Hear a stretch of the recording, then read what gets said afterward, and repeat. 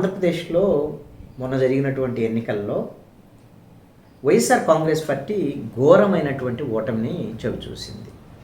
151 assembly స్థానాలకు గాను మధ్యలో 5 పోయి 11 మిగిలినటువంటి పరిస్థితి. కనీసము ప్రతిపక్ష హోదా కూడా రానటువంటి పరిస్థితి. ఎంపీ స్థానాల్లో కూడా 22 ఎంపీ స్థానాలు 2019లో గెలుచుకున్నది. ఇప్పుడు కేవలం 4 స్థానాలకు పరిమితమైనటువంటి పరిస్థితి. ఈ ఫలితాలు వచ్చిన తర్వాత మాజీ ముఖ్యమంత్రి వైఎస్ జగన్మోహన్ రెడ్డి ఒక ప్రెస్ కాన్ఫరెన్స్ పెట్టి ఈ ఫలితాల మీద చాలా అనుమానాలు ఉన్నాయి, కానీ ఆధారాలు ఏమన్నా మాట్లాడాలంటే ఒక మాట వదిలాడు. జనరల్గా ఓడిపోయినటువంటి వాళ్ళందరూ కూడా ఈవీఎంలో ఏమన్నా అవకతవకలు జరిగాయేమో, ఎన్నికల్లో అక్రమాలు జరిగి ఉండొచ్చు, ఇలాంటివన్నీ మాట్లాడటం సర్వసాధారణమైనటువంటి విషయం. ఇప్పుడు జగన్మోహన్ రెడ్డి ఆ మాట అనగానే ఫస్ట్ ఏమన్నారు, 2019లో నీకు 151 సీట్లు వచ్చినప్పుడు అప్పుడు రాలేదు అనుమానం, ఇప్పుడు ఓడిపోయే సర్కిల్ వచ్చిందా అని చెప్పి చాలామంది ప్రశ్నించారు.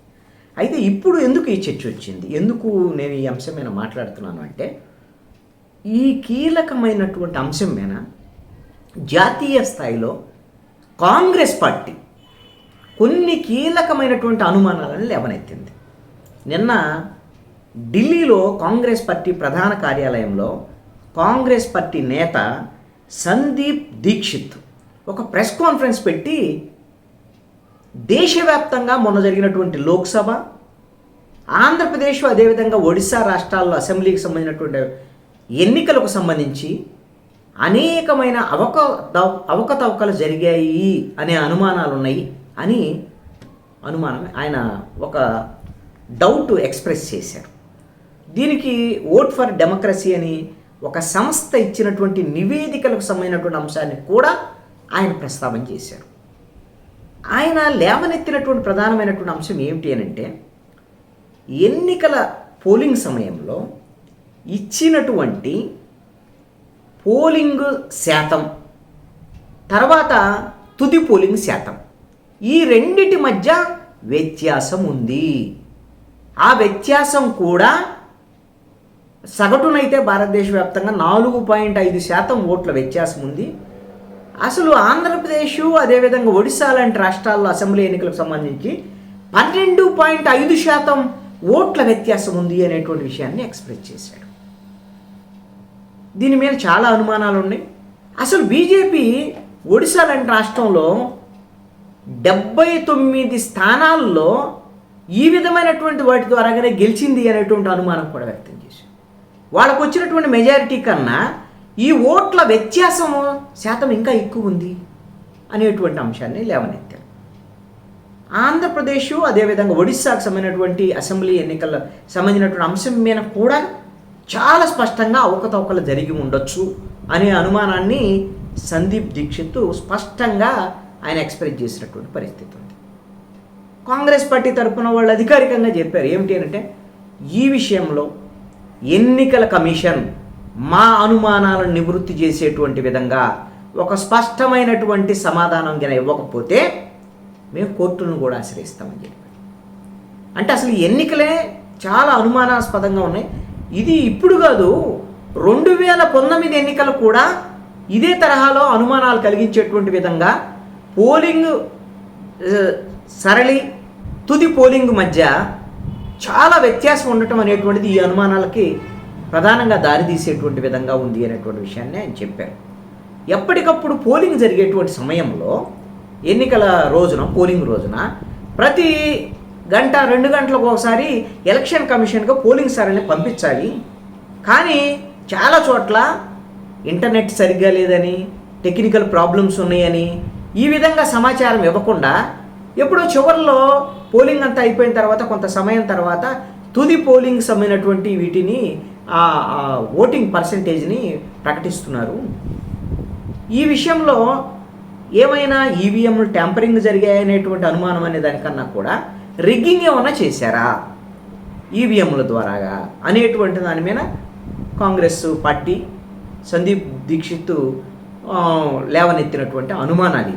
ఇప్పుడు కాంగ్రెస్ పార్టీ కూడా ఒక జాతీయ స్థాయిలో ప్రతిపక్ష హోదాలో ఉన్నటువంటి పార్టీ ఆంధ్రప్రదేశ్ ఎన్నికలు, ఒడిశా ఎన్నికల అసెంబ్లీ ఎన్నికల మీద ఈ విధమైనటువంటి అనుమానాలు లేవనెత్తటం అనేటువంటిది ఇప్పుడు ఆంధ్రప్రదేశ్ రాజకీయాల్లో చర్చనీయాంశంగా మారింది.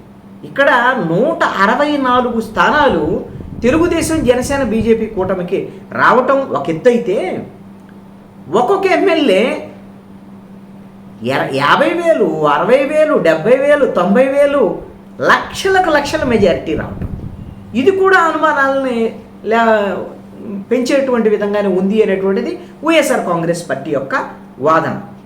ప్రతిసారి ఎన్నికలు జరిగినప్పుడల్లా ఈ ఈవీఎంలు, అదేవిధంగా ఎన్నికల్లో జరిగేటువంటి అక్రమాలు, వీటి మీద ఇలాంటి అనుమానాలన్నీ వస్తూనే ఉన్నాయి. అయితే ఈవీఎంలకు సంబంధించినటువంటి వీటిని అసలు ట్యాంపరింగ్ చేయగలరా లేదా ఏంటి అనేటువంటి దాని మీద ఎప్పటి నుంచో ఒక చర్చ జరుగుతోంది. ఈ లోక్సభ ఎన్నికలకు ముందు, మొన్న జరిగినటువంటి 2024 ఎన్నికలకు ముందు, ఒక ఏడాదికి ముందు అనుకుంటా, కాంగ్రెస్ పార్టీ నేతృత్వంలో 16 జాతీయ పార్టీలు, 16 పార్టీలు, కీలకమైనటువంటి పార్టీలు ఈవీఎంలకు వ్యతిరేకంగా ఒక ఉద్యమాన్ని కూడా ప్రారంభించారు. మరి ఈవీఎంలు వద్దు, అభివృద్ధి చెందినటువంటి దేశాల్లో అసలు ఈవీఎం లేకుండా ఇప్పటికీ బ్యాలెట్టే నడుస్తుంది. కానీ ఆ భారతదేశం వంటి ఎంత పెద్ద ప్రజాస్వామ్య దేశంలో ఈవీఎంలు కొనసాగించడం కరెక్ట్ కాదనేటువంటి వాదన ప్రతిపక్షంలో ఉండేటువంటి కాంగ్రెస్తో పాటు కొన్ని ప్రధానమైనటువంటి పార్టీలు కూడా అంటున్నాయి. దాని మీద కొంత ఉద్యమ కార్యాచరణ కూడా ఎన్నికలకు ముందు అయితే ప్రకటించారు, ఇప్పుడైతే లేదు. మరి వైఎస్ఆర్ కాంగ్రెస్ పార్టీ కూడా ఇప్పుడు ఈవీఎంల మీద అనుమానం వ్యక్తం చేస్తోంది. ఒకవేళ జాతీయ స్థాయిలో ఇప్పుడు కాంగ్రెస్ పార్టీ ఈ అంశాన్ని లేవనెత్తింది కాబట్టి ఈవీఎంలకు వ్యతిరేకంగా, ఎన్నికల్లో అక్రమాలకు వ్యతిరేకంగా కాంగ్రెస్ పార్టీ నేతృత్వంలో ఒకవేళ ఇండియా కూటమికి సంబంధించినటువంటి ఉద్యమం ఏమైనా ప్రారంభమయ్యేదానికి అవకాశం ఉందా? దీని మీద కాంగ్రెస్ పార్టీ అయితే, ఆయన సందీప్ దీక్షిత్ అయితే మాత్రం ఒక స్పష్టమైనటువంటి ఉద్యమ కార్యాచరణ అయితే ప్రకటించలేదు. ఈ అనుమానాలని ఎన్నికల కమిషన్ నివృత్తి చేయకపోతే మేము న్యాయస్థానాన్ని ఆశ్రయిస్తామనేటువంటి విషయాన్ని చెప్పారు. ఒకవేళ ఈ విధమైనటువంటిది ఈవీఎంలకు వ్యతిరేకంగా, ఎన్నికల్లో జరిగేటువంటి అక్రమాలకు వ్యతిరేకంగా ఇండియా కూటమి ఏదైనా ఉద్యమం చేస్తే, మరి ఆంధ్రప్రదేశ్లో ఉన్నటువంటి ఈవీఎంల మీద అనుమానం వ్యక్తం చేస్తున్నటువంటి వైఎస్ఆర్ కాంగ్రెస్ పార్టీ మరి ఆ ఉద్యమంలో ఇండియా కూటమితో జతగడుతుందా లేదా? ఎందుకంటే వాళ్ళు ఇండియా కూటమిలో లేరు, అలాగని ఎన్డీఏ కూటమిలో కూడా లేదు వైఎస్ఆర్ కాంగ్రెస్ పార్టీ. మన ఢిల్లీకి వెళ్ళినప్పుడు కూడా కొంతమంది ఇండియా కూటమికి సంబంధించినటువంటి వాళ్ళు మద్దతు ఇచ్చినటువంటి పరిస్థితి కూడా ఉంది జగన్మోహన్ రెడ్డి ఉద్యమానికి. మరి ఈ పరిస్థితుల్లో భవిష్యత్తులో ఈవీఎంలు వ్యతిరేకంగా ఏమైనా ఉద్యమానికి వెళ్తుందా? అసలు ఆంధ్రప్రదేశ్లో వైఎస్ఆర్ కాంగ్రెస్ పార్టీ వైఖరి ఎలా ఉంటుంది? కాంగ్రెస్ పార్టీ కీలక నేతలు ఆంధ్రప్రదేశ్లో ఎన్నికల మీద, అక్రమాల మీద మాట్లాడినటువంటి నేపథ్యంలో భవిష్యత్తు ఉద్యమ కార్యాచరణ అటు జాతీయ స్థాయిలో కాంగ్రెస్ పార్టీది కానీ, ఆంధ్రప్రదేశ్లో వైఎస్ఆర్ కాంగ్రెస్ పార్టీది కానీ ఏమైనా ఉద్యమ కార్యాచరణ ఉంటుందా అనేటువంటిది చూడాల్సినటువంటి పరిస్థితి.